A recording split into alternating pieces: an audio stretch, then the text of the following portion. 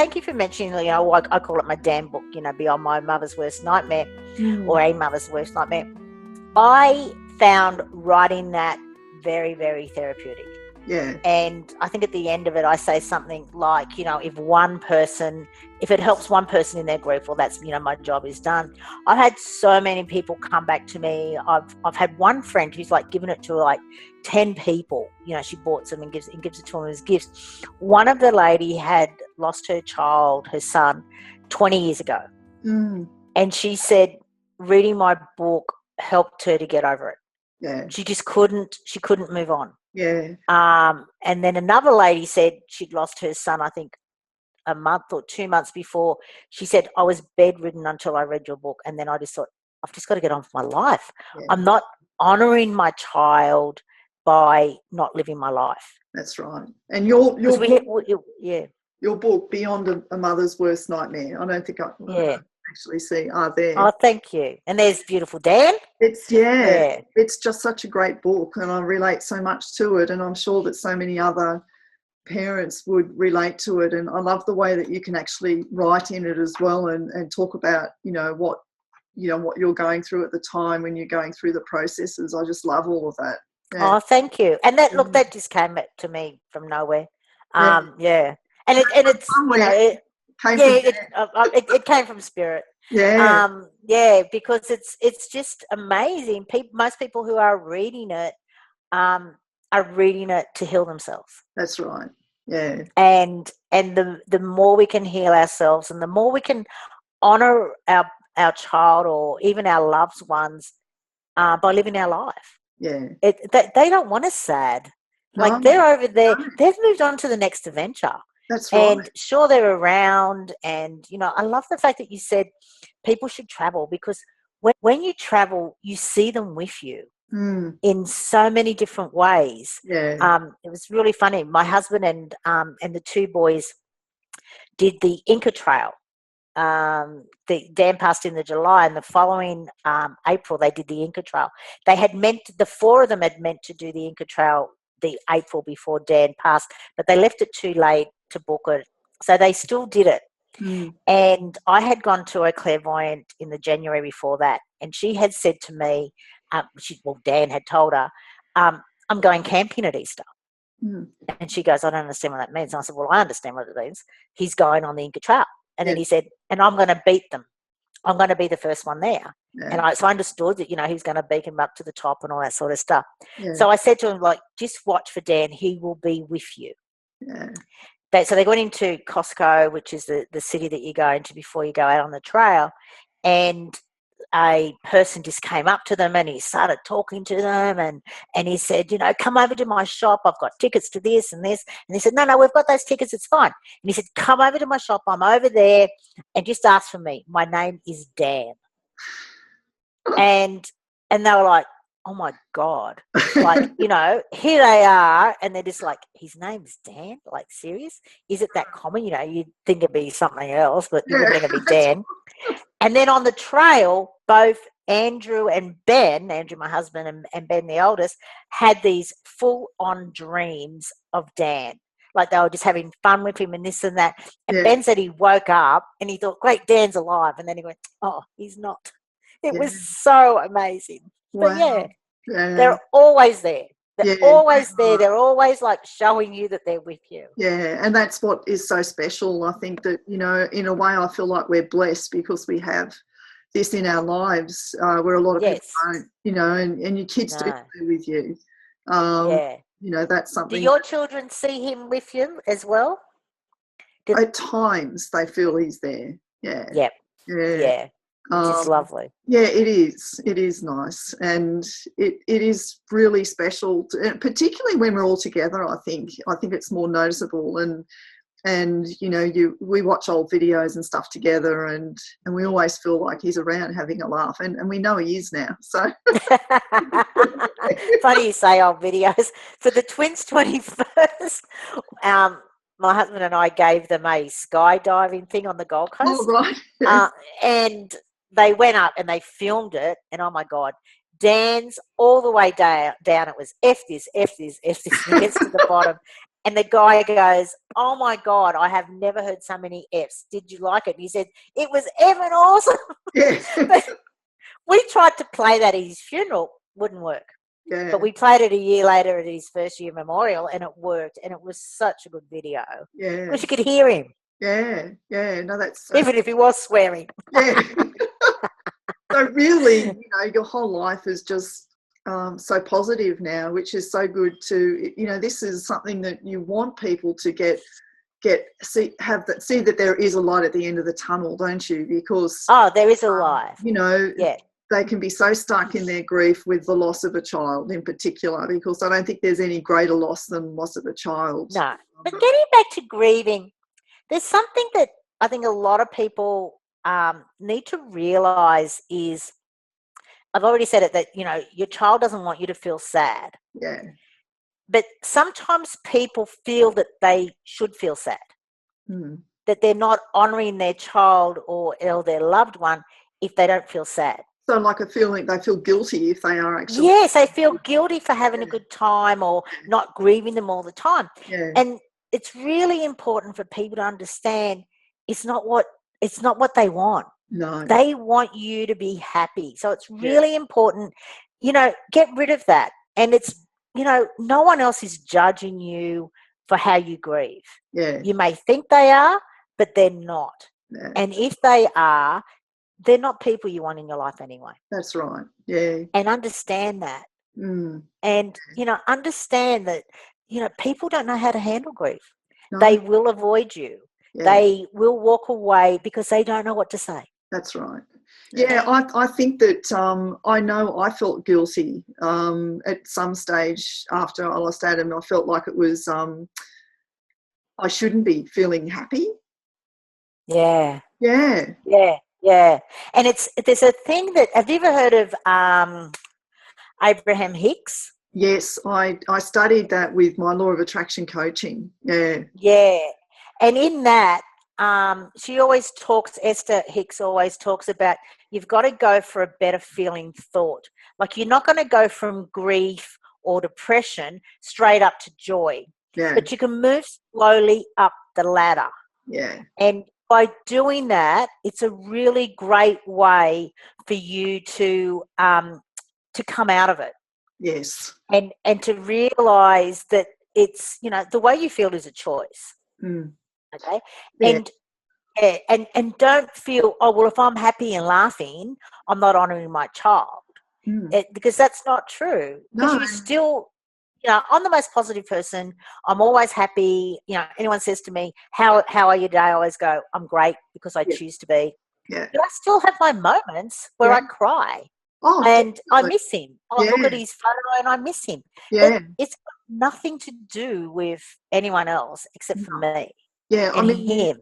When you lose a child, it's something that is going to be with you forever. You can't you can't just dismiss the whole thing and think, oh, you're going to get over it. Like everyone says, you get over the loss, but you learn how to incorporate it in your life. But it makes life more meaningful and more purposeful for you. Yeah. And you do. I mean, I have days when you have anniversaries or Mother's Day, or you've got their birthday, you've got Christmas, you've got Easter, any of those special events. Yes. It can really make you feel sad. And I have to prepare myself for those times. Yeah. Well, a good way to prepare yourself is, because we always make the people who have passed, we always make them perfect. Yeah. So think back to the crap that they used to give you. Yeah. And let's face it, there is always some crap that they would do which would totally annoy you. So you've got to make them a complete person. Yeah. You can't make them this total perfect child.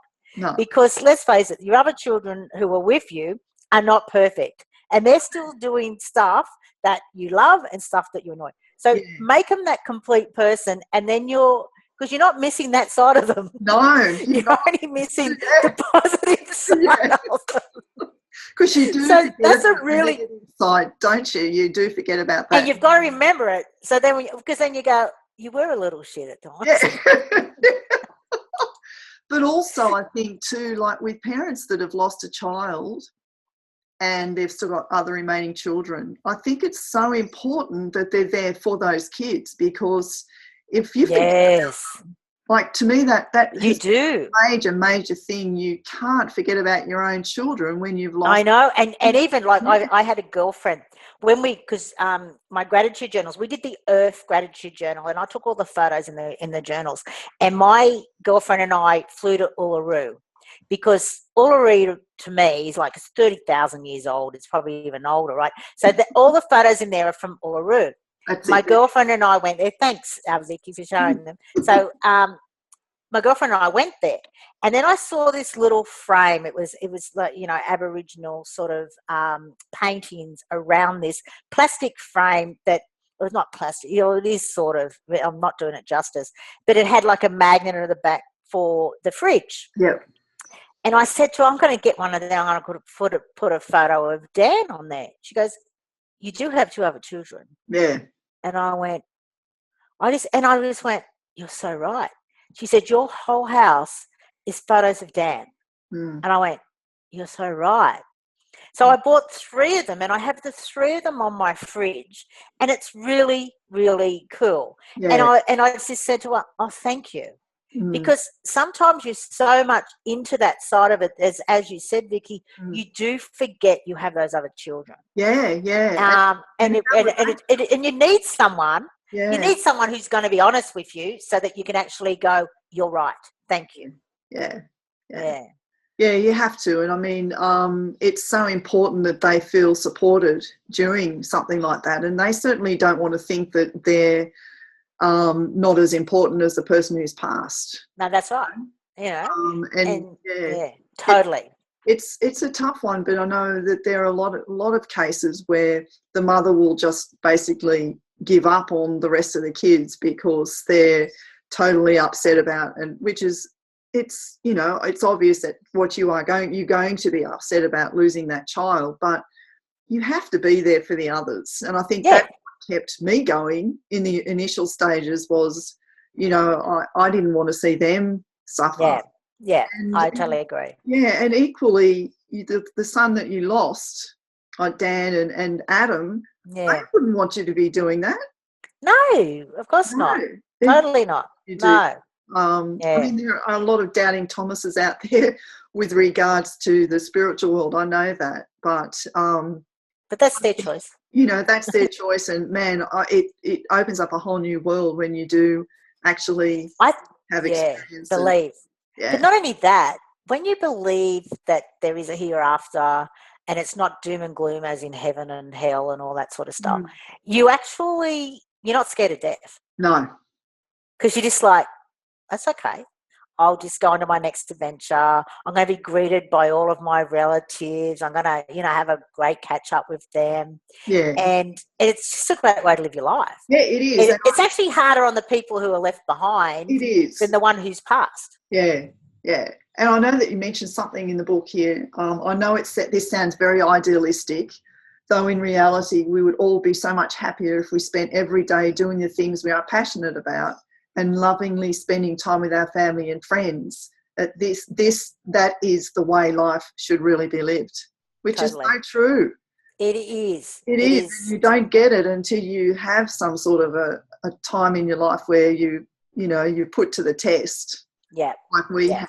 And you know, every day counts, and what you do is you follow your heart and you do things that make you happy every day. You do, even when your loved ones who are here don't understand. Yeah. Like, you know, the fact you're doing this show, Vicky, and good on you for honouring yourself, because it's great for everyone who, even if you haven't had someone pass, it's really good, you know, if someone's sick, for you in your family, for you to understand that it's okay to live your life, you know, if anything happens. And you know, and we discussed it that, you know, what I'm doing, my family really don't understand. And what you're doing, your family don't really understand. Sure, they're behind you, but they're like, I'm not really sure. Like, you know, my 2 sons have said, I think we need to do an intervention on Mum. And it's just like, just leave me alone.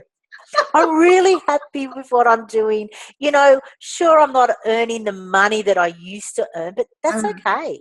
Well, you know, because I wasted so much money before. Yeah, and I mean, you're living from your heart, and when you're living from your heart, you feel so much happier, and it really is money. I mean, obviously, it comes in handy. Yeah, but you know, and not only it's not only does it come in handy, but it's coming. It's here. Yeah. It's here in so many other ways. It is. And you know, it's all about prosperity. It's not just about, you know, money in itself. But I just love the fact that I am so much more aware. Yeah. And I have to tell you, it's probably easier when you're not as aware, because then you just bumble along, you know, living in a Groundhog Day days. Whereas when you're aware, you're like, no, I'm here to make a difference. Yeah. We're all here to make a difference. And it is such an abundant life that we live. Yes. And abundance in so many ways. And as you said, it's not all about the money. It's about connecting with people, and you meet so many amazing people when you're doing it. Yeah. And you know, Wayne Dyer, you know, don't die with your music still in you. Like, I just love that, because a lot of us do. Yeah. We just go through life and we get to the end and we're sort of like, what was it about? Yeah. Bonnie Ware, she was a palliative care nurse, an Australian palliative care nurse, and she interviewed a lot of people who were obviously in their dying stages, being in palliative care. And she said the 5 regrets of the dying, I think she calls it. And the number one regret of the dying was, I wish I had lived my life. I wish I hadn't listened to so many people, you know, the naysayers. Yeah. And I think number 2 was, I wish I hadn't worked so much. Another one was, I wish that I had stayed in contact with my friends. You know, all those sort of things that you just sort of don't realise until it's like at the end. Yeah. But I think you know, living your life is so important. Yeah. You know, the fact we're both doing what, like, people don't understand this, that, you know, people will say to me, why are you doing it? And I'm going, you don't understand. I can't not do it. Yeah. Like, you know, I have to do it. There's this burning desire inside of me that says, I have to do it. Yeah. And I just know that Dan and I had this agreement before we came down here that he would pass, so I could then do what I'm doing now. Yeah. That is why I am here, to help people to understand that, you know, we're in a different age. It's not about going to work, working, you know, 9 to 5, and it's all about actually developing relationships and making the world a better place. Yeah, definitely. And before we go, I wanted to talk about your thank you. Journals too. You've got thank you. Journals. I call them my my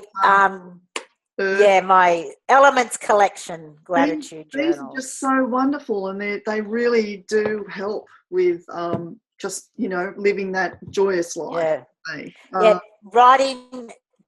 Writing your thoughts is just such a great way. Being in gratitude, like my gratitude practice helped me heal. And the reason I created them was I was writing in a beautiful hard-covered book, but they were empty pages. And inside all of those books, you know, I have a day number, which is a chakra color. I have a beautiful photo and a beautiful saying. And then on the right-hand side of each page, you write, you know, what you're feeling. And it's such a great way to help with grief. It's a great way to help with your life. I think to realise we have everything we already want. I think these are particularly good from the very early stages, because if you start, that was probably the biggest thing that helped me, was going through and just being grateful for what I had in my life. Yes. About what I was missing in my life, what I still had. When you suffered from life like that, your heart is broken open, and so you're literally, to me, it's a starting point of just being more connected with who you are and finding that life is so meaningful and purposeful, and you can do so much. You have so much compassion for others too, because Yes. you've gone down that path, and Yeah. it's so important just to try and connect with who you are after you lose someone. Yeah. But just you saying that, it's also more connected to the total universe. Yeah. Not just where we are now. Yeah. Because we're knowingly connected to source energy. Yeah, well, I mean, whether you want to call it God or whatever you want to call it, we're connected to each other. Yes. I mean, everyone is connected. We're all connected, and we're all here. And the sad part of grief is that people do not know how to treat others who are grieving, and really, they've just got to be there for them. They don't have to say anything. Yeah, they just have to be there with them and just hold their hand through it.